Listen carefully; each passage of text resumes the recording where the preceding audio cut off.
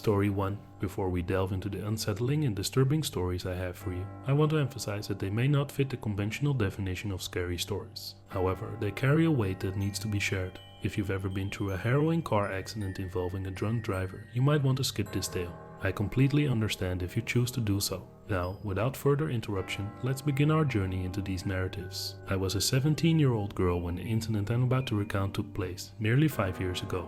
The memory remains vivid in my mind, as if it happened just yesterday. Please bear with me, as I'm not the best writer, but I'll strive to make this account as clear and comprehensible as possible. First, let me paint a picture of my neighborhood. It's a large, secure community where tranquility reigns and nothing untoward usually occurs. The section of the neighborhood where my house stands is located across from a gas station and convenience store. People passing by or residing in the area often stop there to grab snacks or dinner from the adjacent restaurant. Visualizing this layout is crucial to understanding the story. Now, let's delve into the tale itself. It was the evening of October 20th, 2018, SLA, at around 10 p.m.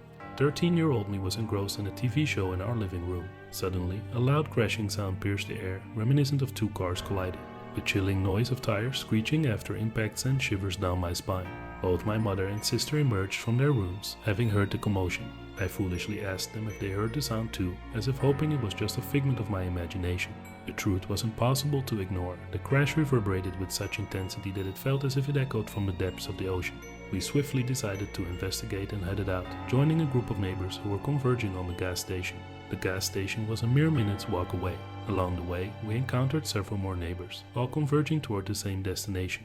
As we turned the corner and approached the gas station, a horrific scene awaited us, the aftermath of a car accident. I'm sure you can already anticipate what I'm about to describe, the wreckage of the collision. Two vehicles were involved, a white Toyota truck and a smaller red car, the make of which eluded me due to the extensive damage. It was impossible to discern the type of car it had once been. We stood there, witnessing the aftermath unfold on the main road, while almost everyone in the vicinity, gas station employees, customers, and neighbors, dialed emergency services. Amidst the chaos, I asked my mom if I could quickly run back home to retrieve my 3-month-old mini Doberman Pinscher. I couldn't bear the thought of leaving my vulnerable pup alone for an extended period. Clutching my puppy tightly, I locked the front door and returned to the gas station, where my mom and sister remained. By the time I returned, emergency services, police and ambulances had arrived on the scene. Now, let me recount the events that transpired that fateful night. It was evident to anyone witnessing the wreckage which driver was responsible for the accident. You didn't need to be a detective to understand what had happened. Allow me to illustrate the scene. Imagine a vertical line with an arrowhead at the top,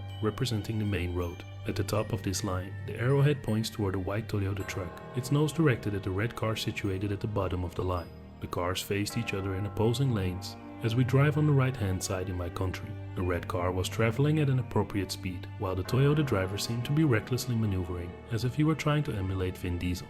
As the red car prepared to make a right turn onto the street leading to the gas station in our neighborhood, the Toyota crashed head-on into its left side. The impact forcefully twisted both vehicles in opposite directions from their original paths. Tragically, the couple in the red car, a husband and wife, lost their lives instantly upon collision. They had been wearing their seat belts, with the husband behind the wheel and the wife in the passenger seat.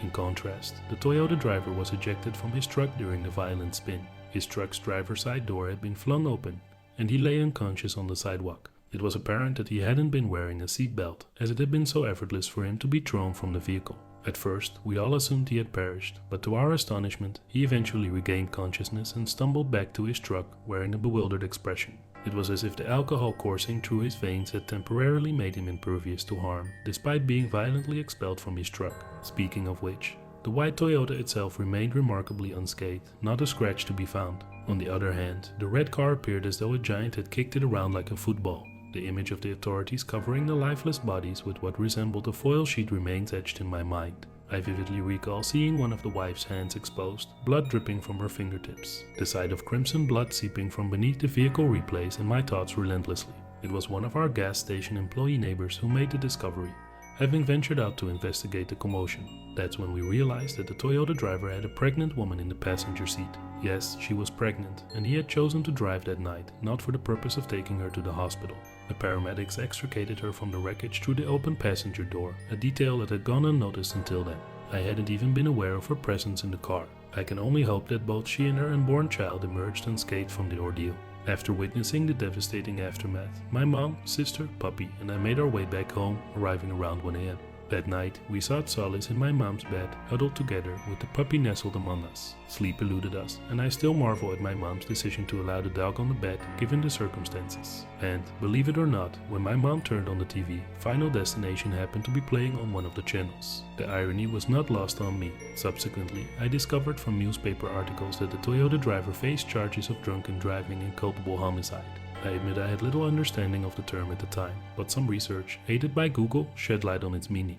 In my country, culpable homicide refers to the unlawful and negligent killing of another human being. Its implications extend beyond what I've shared here. This charge is non-bailable, carrying a potential prison sentence of up to 10 years, with or without a fine. Regarding the outcome, I remain uncertain if he ultimately served time behind bars. However, considering the severity of the charges, it is highly probable. I stumbled upon this information only a few days ago when I sought out the article recounting the accident to gather more details for my narrative. This experience served as a stark reminder of how a moment of neglect can shatter lives, not just for the person responsible but also for innocent victims. It highlighted the fragility of existence, where a seemingly ordinary day can transform into a nightmare in the blink of an eye. My mother later informed me that the couple who tragically lost their lives resided somewhere in our neighborhood. They were simply driving home, mere moments away from safety. It added an extra layer of sorrow to the already devastating event. I couldn't help but offer my heartfelt condolences to the couple, whose lives were snuffed out so abruptly and unjustly. In the aftermath of that night, the incident resonated deeply within me. It prompted introspection and a heightened awareness of the consequences that can arise from thoughtless actions. The ripple effect of one person's decision to drink and drive permeates far beyond their own life, reaching the lives of unsuspecting individuals who become victims of circumstance. The harrowing experience left an indelible mark on my consciousness. It served as a constant reminder to prioritize safety, responsibility, and empathy in our daily lives. It underscored the importance of making conscious choices that consider not only our own well-being but also the well-being of others who share the roads with us. To anyone reading or listening to this, I implore you to never underestimate the impact of a single decision. Please think before you engage in any activity that has the potential to endanger lives, whether it's drinking and driving, reckless driving, or any other form of negligence. The consequences can be irreparable and haunt not only those directly involved but also their families, friends, and communities. Let us honor the memory of those who have fallen victim to such preventable tragedies by committing ourselves to responsible actions and spreading awareness. Together, we can create a safer world where the horror of such incidents becomes a distant memory rather than a recurring nightmare. Stay safe, be vigilant, and never forget the power each of us holds to protect and preserve life. Story 2. My name is Corey, a 29-year-old from Innisfil, Ontario, Canada. It's a small town located about an hour north of Toronto, near Lake Simcoe. While the story I'm about to share may not be explicitly horrifying, I hope it serves as a powerful message to those who choose to get behind the wheel under the influence of alcohol or drugs. The incident I'm about to recount occurred just a short distance away from me in Barrie, Ontario, on December 1st, 2022. It was a regular day for me, having finished my shift as a custodian at the local elementary school. I also worked part-time with the Barrie Colts, a junior hockey team in the Ontario Hockey League, where I played the role of the team mascot during home games. That night, the Barrie Colts were up against their fierce rivals, the Owen Sound Attack. To get from my home to the arena, it usually took me about 15 to 20 minutes. I would navigate through a subdivision, then onto side and back roads, passing through a small town called Stroud before reaching the southern edge of Barrie. To avoid heavy traffic, I took a shortcut through an industrial area where my dad worked. This helped me bypass the congestion around the major streets and highways. It was rush hour, and the traffic in that area, especially on game nights, could be quite challenging. Many fans would park their cars in the vicinity and walk to the arena, which created additional congestion. As I approached the intersection of Bayview Street and Mapleview Street, waiting for the light to turn green, I received a call from my friend Adam, who also worked for the Barrie Colts. He mentioned that he was looking forward to meeting me at the park in about 5 minutes. We exchanged a few more words, and as soon as the call ended, I was jolted by a deafening sound of metal crunching. At first, I thought it might be a Up truck hitting a bump, causing parcels to fall. But when I glanced to my side, I saw a blue and yellow Nike shoe flying towards me, crashing into my Subaru WRX's windshield. Fortunately, there was no damage, but when I turned my gaze towards the source of the sound, my heart sank. There had been a terrible car accident involving a Dodge Ram 250, a Mazda 3 hatchback, and, I believe, a Chevy Trax. The Dodge Ram was near the traffic island, and I could see 2 individuals lying face down on the ground, motionless. It was a chilling sight that sent shivers down my spine. This was the first time I had witnessed a real-life accident, and the shock of seeing someone immobile in the aftermath was overwhelming. I immediately dialed 911 and reported the incident, but I couldn't stay on the scene as I needed to be at the arena for the hockey game. As I arrived, my mind was consumed with anxiety. I couldn't believe what had just transpired outside the arena. I crossed paths with Adam, and I felt compelled to inform him about the accident. Hey man, I don't know if you heard, but right after I got off the phone with you, there was a really bad accident on the turning lane to Mapleview. It happened right outside our arena. 3 cars were involved and 2 people were hit, I said, my voice filled with disbelief. Holy, are you serious? I need to notify the arena staff about the situation. That's 2 accidents near the arena in just 2 weeks, Adam replied. 2 weeks prior to this incident, a man in his 70s had been struck by a vehicle in the same area, just outside of the arena, after a hockey game. Thankfully, he survived, but it was evident that this location had become a hotspot for accidents. After the game that night, traffic had to be rerouted due to the presence of police, fire, and ambulance at the scene. It wasn't until the following day that I came across an article on Facebook with updates about the accident. According to the local news station, a woman in her early 30s had been driving towards the turning lane when she collided with 2 vehicles. Tragically, she also struck 3 pedestrians who happened to be Special Olympic athletes on their way to watch the hockey game. The news report revealed another chilling detail. The woman was driving under the influence of alcohol and crystal meth. This revelation left me feeling a mix of anger, sadness, and disbelief. The victims had to be airlifted to Toronto for medical treatment. Despite the horrific ordeal they endured, they were showing signs of recovery. As for the woman responsible, she faced legal consequences and was rightfully charged. As I write this story on February 25, 2023, the victims continue to make progress in their recovery. The woman is currently on trial for her actions that night in December. Reflecting on that incident still sends shivers down my spine. Witnessing the fragility of life and the near brush with death has left an indelible mark on me. I would like to thank you all for taking the time to read my story. In the description, I will provide a couple of links for verification purposes. But above all, I implore everyone to be responsible behind the wheel. Drinking and driving or driving under the influence of drugs can have devastating consequences, not just for yourself but for the lives of others. Life is precious and it can change in a matter of seconds. Please be safe and make responsible choices. Reflecting further on that fateful night, the impact of the accident and the subsequent events still weigh heavily on my mind. It served as a stark reminder of the potential consequences of impaired driving, not only for those directly involved but for the entire community.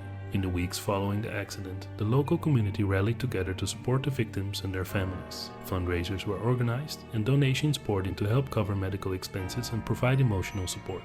It was heartwarming to witness the unity and compassion of people coming together during such a challenging time. The incident also prompted discussions about road safety and the need for stricter laws and enforcement to combat drunk and drug driving. Community leaders, law enforcement agencies, and advocacy groups intensified their efforts to raise awareness about the dangers of impaired driving and to educate the public about the importance of making responsible choices. As for me, the experience served as a personal turning point. It made me realize the fragility of life and the importance of cherishing every moment. I became an advocate for safe driving, sharing my story with others in the hope of preventing similar tragedies from occurring. I volunteered at local events and collaborated with organizations to promote awareness campaigns and initiatives focused on responsible driving habits. Over time, the impact of the accident began to fade, but the memories and the lessons learned remained etched in my consciousness. I often found myself glancing at the intersection where the accident had occurred, a constant reminder of the importance of staying vigilant on the road. As the trial of the woman responsible for the accident proceeded, the community anxiously awaited justice. It served as a sobering reminder that actions have consequences and that no one is above the law. The legal proceedings would serve as a final chapter in this tragic story, offering closure for the victims and their families while reinforcing the message that impaired driving will not be tolerated. In conclusion, the accident I witnessed on that cold December night left an indelible mark on me. It served as a powerful reminder of the devastating consequences that can result from a single moment of poor judgment. Through sharing my story, advocating for responsible driving, and supporting the victims, I hope to contribute to a safer community where such incidents become a thing of the past. Let us all remember that life is precious, and it is our responsibility to protect it by making wise choices when we get behind the wheel. Story 3. It was a chilly morning in Kenosha, Wisconsin, as our day began like any other. My fiancée, Sammy, headed off to work, while I dropped off her son, Jordan, at my granny's house. The drive to my workplace was a routine 30-minute journey, as we all lived in the same area. Arriving at work by 6:30 a.m., I prepared myself for a double shift. Around lunchtime, Sammy surprised me by visiting the restaurant to see his mom and me. We exchanged smiles and affectionate words, blissfully unaware that it would be our last interaction. As the restaurant grew busier, I got caught up attending to orders and other tasks. I distinctly remember Sammy whispering, "I love you and I'll see you later," before leaving. Little did I know that those would be his final words to me. As 7 p.m. approached, I finished my shift earlier than expected. Excited to pick up our son, I made my way to Granny's house, only to discover that Sammy had already picked up Jordan. It seemed he wanted to surprise me, but we didn't have reliable cell phones back in 2003, making coordination challenging. Granny mentioned that Jordan had thrown a fit when leaving, refusing to go with Sammy, which was highly unusual for our mild-mannered baby. With a sense of concern, I headed home, anticipating their arrival. However, when I entered the house around 9 p.m, it was eerily empty. Anxiety began to creep in as the hours ticked by, and there was still no sign of Sammy and Jordan. Suddenly, the phone rang, jolting me from my worried thoughts. The call informed me of an accident and urged me to rush to the hospital. Before I could even process the news, the phone rang again. This time it was Sammy's dad, who was at a different hospital with him. Sammy had been stabilized, but his condition was critical, necessitating immediate transport via a medical helicopter to a larger hospital in Milwaukee. Amidst the chaos, Sammy's dad requested that I convey his love to Sammy, fearing that he might not make it before I arrived. It was an agonizing moment as I tried to gather my emotions, knowing I still had our son to worry about. I drove to the hospital where our son was admitted, feeling numb and detached from reality. The 5-minute drive to Kenosha Medical Center seemed like a blur. Walking into the emergency room, I locked eyes with a police officer whom I went to school with. Her sorrowful expression spoke volumes before she uttered the words, "Oh Becca, I'm sorry." Led into a private room, I was asked to sit down. The gravity of the situation loomed over me as they revealed that Sammy and Jordan had been involved in a head-on collision caused by a wrong-way drunk driver. Sammy had bravely attempted to swerve but had nowhere to go on the bridge, resulting in a devastating impact against the guardrail. Sammy's injuries were extensive, with multiple shattered bones on the right side of his body and severe facial fractures. Remarkably, our son's car seat had kept him relatively secure, but he had a broken leg, cuts, gashes, and a torn tear duct. The wreckage of our car was unimaginable, with the back seat reduced to a small corner where the car seat had been. The front seats had been pushed back by the force of the impact, and the car seat harness was the only thing preventing our son from being thrown around. It was a miracle that the guardrail had held up as intended. Without it, our car would have plummeted 75 feet to the train tracks below. Tragically, the driver of the other car involved in the accident had lost their life. However, their wife and children, despite sustaining severe injuries, eventually managed to recover. The news of Sammy's critical condition and the devastating injuries inflicted upon our son left me in a state of shock. Yet, I had to find the strength to keep it together for Jordan's sake. I quickly made my way to the hospital where our son was being treated. Arriving at Kenosha Medical Center, I barely registered the surroundings. Emotions eluded me as I mechanically walked through the doors of the emergency room. Inside, I encountered familiar faces, medical professionals who were doing their best to save lives. Among them was Officer Thompson, the cop from my school days who had delivered the heartbreaking news earlier. She approached me with a compassionate look in her eyes, guiding me into a private room away from prying eyes and sympathetic glances. Sitting down, I felt the weight of the world pressing upon my shoulders. The doctors and nurses joined us, their expressions filled with concern.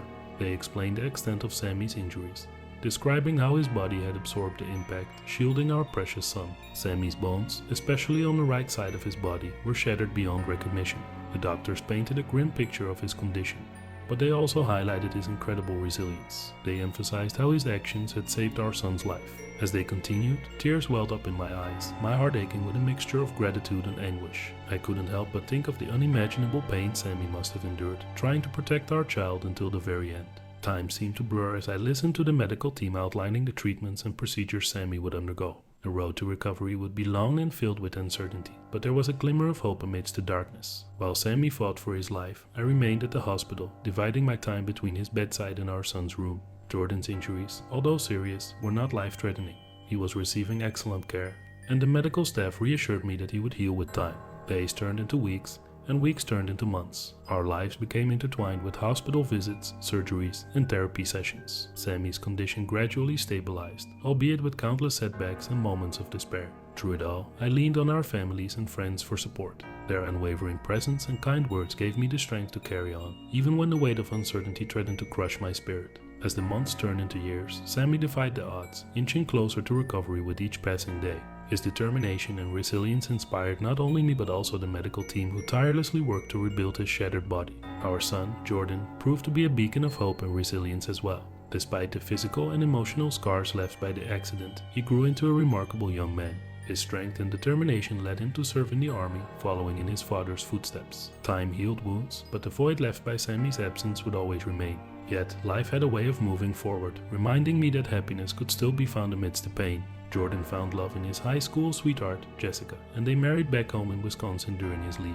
Last year, they joyfully announced that they were expecting their first child, a daughter. The prospect of becoming a grandmother filled my heart with both joy and bittersweet longing, knowing that Sammy would not be there to share in this precious moment. Reflecting on that fateful night when we lost Sammy, I realized the importance of cherishing every moment with our loved ones. Life can change in an instant, and the pain of loss serves as a constant reminder of the fragility of life. I learned to never take a single day for granted and to always express love and appreciation to those around me. Every day, I make a conscious effort to tell my family and friends how much they mean to me. I've learned to find beauty in the simplest of moments and to hold on to the memories we shared with Sammy. His love and spirit continue to inspire me, propelling me forward even when the weight of grief threatens to overwhelm.